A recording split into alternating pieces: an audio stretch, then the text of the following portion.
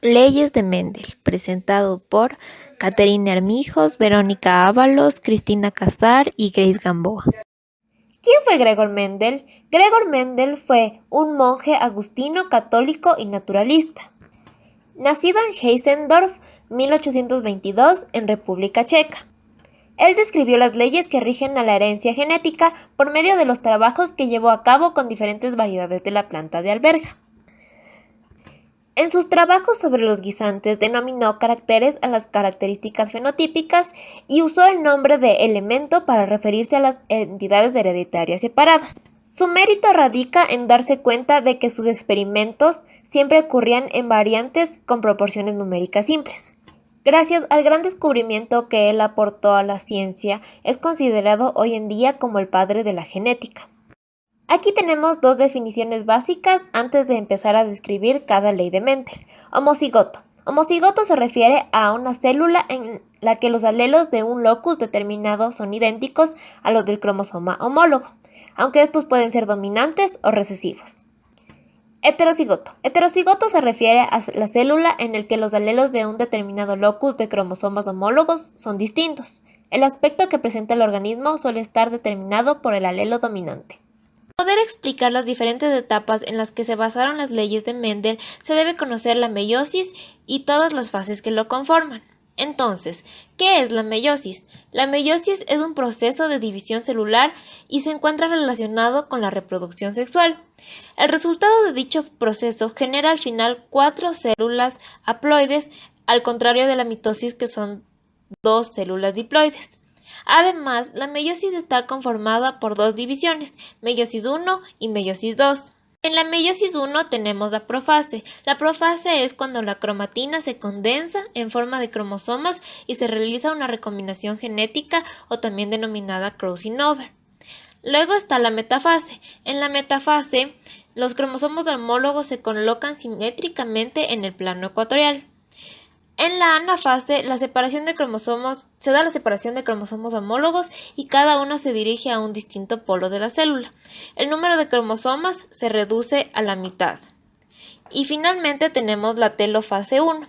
La telofase 1 es cuando se generan 2 grupos de cromosomas haploides. Al final de la meiosis 1, la célula atraviesa el proceso de citocinesis, dividiendo su citoplasma en 2 y dando como resultado 2 células hijas. Meiosis 2. En la meiosis 2 tenemos la profase 2. La profase 2 es cuando los cromosomas vuelven a condensarse. De esta manera se forman 2 cromátidas unidas por el centrómero. Luego tenemos la metafase 2. En la metafase 2, las fibras del huso mitótico se adhieren a los cromosomas y de esta manera se alinean en el ecuador de la célula. Después viene la anafase 2. En la anafase 2, las cromátidas se separan y cada una se dirige a un distinto polo. Y finalmente tenemos la telofase. La telofase 2 es cuando los cromosomas son rodeados por la membrana celular y las células finalmente se dividen, como se puede observar en la imagen. Antes de explicar cada ley de Mendel, se debe tomar en cuenta el organismo que él utilizó. En este caso fueron los guisantes. Entonces, a partir de este organismo, tuvo que darse cuenta que cumplía con ciertas características importantes que le iban a servir en su investigación. Estas son: primero, presentaban características fácilmente distinguibles. Luego, poseen un abundante número de descendencia. Luego, son vegetales fáciles de cultivar y además de eso, sus flores se autopolinizan y permiten una polinización cruzada. Entre las características fácilmente distinguibles, Mendel tomó en cuenta ciertos aspectos. Entre estos están la forma de la semilla, el color de la semilla, el color de la cubierta de la semilla, la forma de la vaina, el color de la vaina y la longitud del tallo. Como se puede ver en la imagen, se encuentra dividido todos los aspectos que Mendel tomó en cuenta para poder realizar su experimento.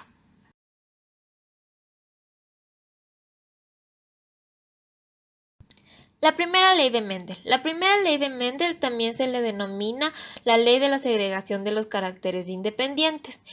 ¿Y por qué la denominamos así? Bueno, en primer lugar, Mendel, para poder realizar su experimento, Quiso obtener plantas con líneas puras que cumplan con todas las características mencionadas antes, pero para conseguirlo, primero tuvo que generar una autofecundación de la planta repetidas veces. Entonces, de esta manera, realizando esta autofecundación, permitiría que la característica estudiada apareciera de una forma invariable durante muchas generaciones.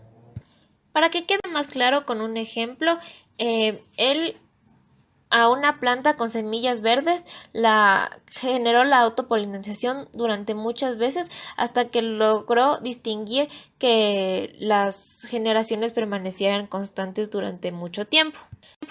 Después de conseguir esto, Mendel realizó cruces monohíbridos a partir de la transferencia de polen. Por ejemplo, el polen de una planta con semilla amarilla la transfirió hacia plantas que contengan unas semillas verdes. ¿Y qué consiguió haciendo esto? Bueno, realizando este cruce, dividió en dos etapas su experimento con dos diferentes letras. La letra P significa generación progenitora y la letra F1 generación filial, o sea, la generación de los descendientes.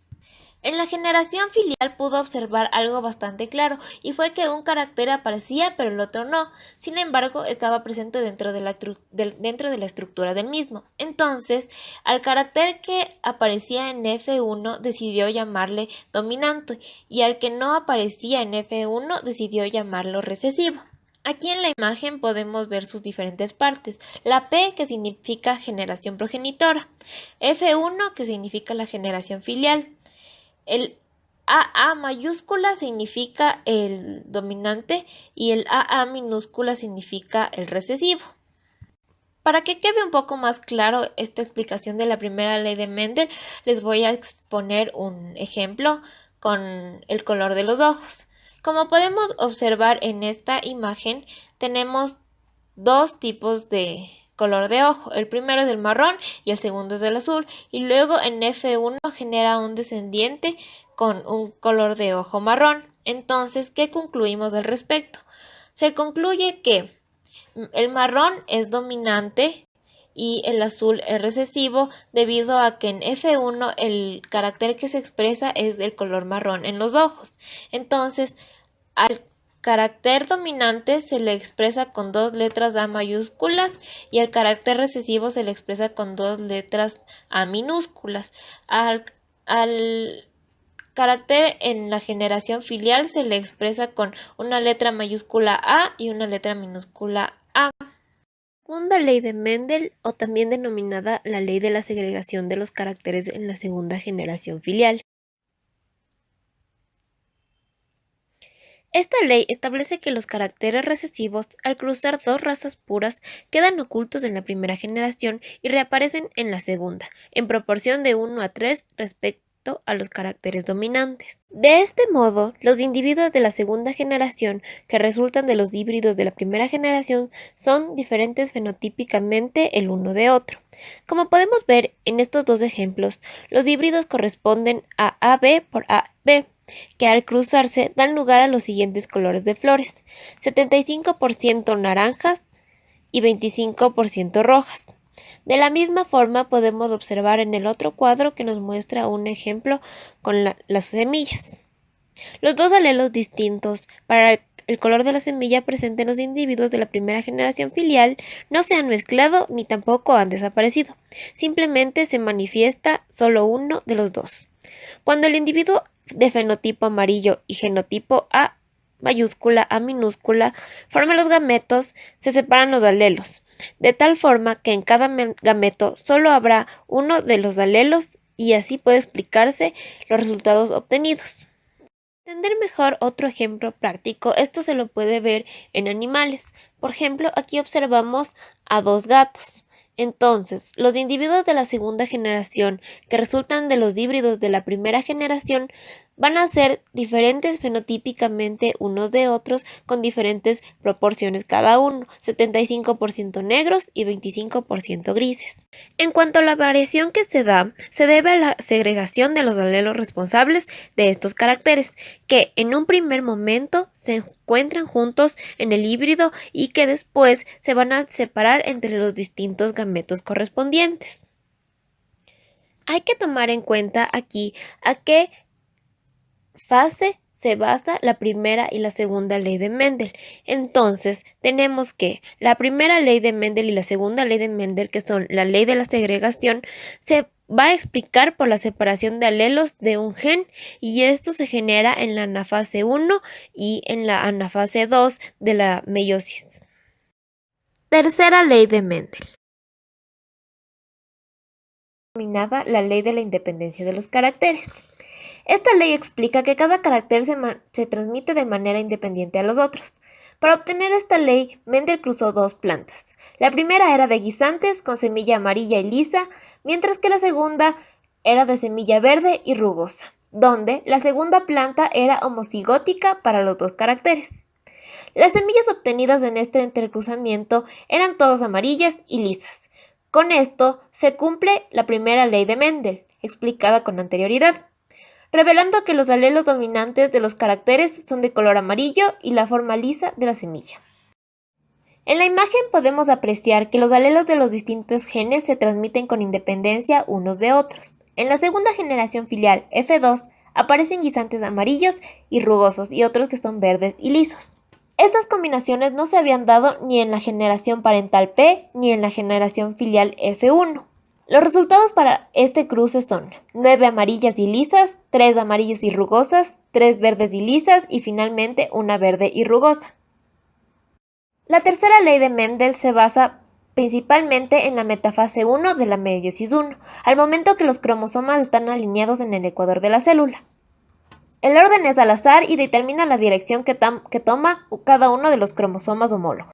El organismo modelo que utilizó Mendel fueron los guisantes, o también denominados chícharo. Entonces, las ventajas que le trajo utilizar este organismo modelo fue que eran de bajo costo, además el tiempo de germinación era bastante corto, por ende los resultados los iba a observar de una forma más rápida. Tenía un índice elevado de descendencia y además de eso, en este organismo pudo observar diferentes variedades como son color, tamaño y forma. Una desventaja de utilizar este organismo fue que tiene un índice de mutaciones. Entonces, si es que esto pasaba al momento de realizar las leyes, no iba a coincidir con lo que él estaba esperando.